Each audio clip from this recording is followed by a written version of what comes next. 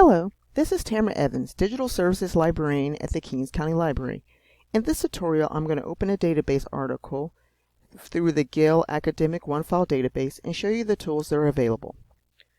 So, in a previous tutorial, I did a article search for climate change.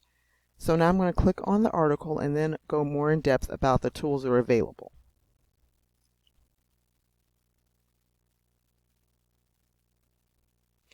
As you can see, when you click on the title of an article, the article comes up on the screen. Here's the title of the article, authors, the date the article was published, the publication where the article can be found, including volume and issue date, the publisher, document type, total number of words for article, as well as a link in order to get back to the article.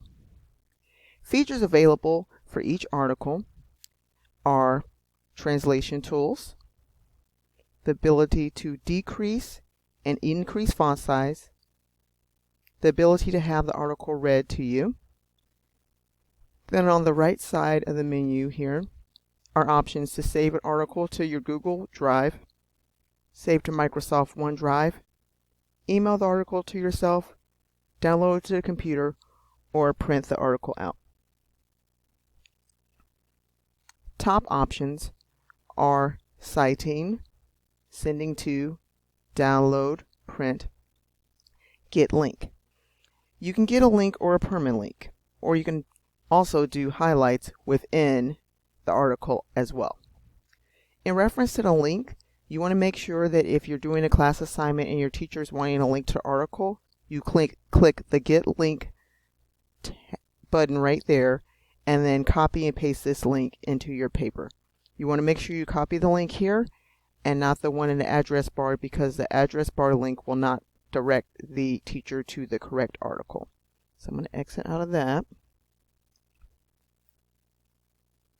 In reference to citation types, if we click where it says Cite, it provides options for the MLA 8th edition, APA 7th edition, and Chicago 17th edition style. You can copy and paste the different citations noted here directly into a document. Please remember, when you use a citation from this tool, that you want to check and make sure it's in the correct format. Although this tool is great to use as the bones for your citation, it may not be correct. So again, you want to make sure that you want to double check and make sure that the citation is correct.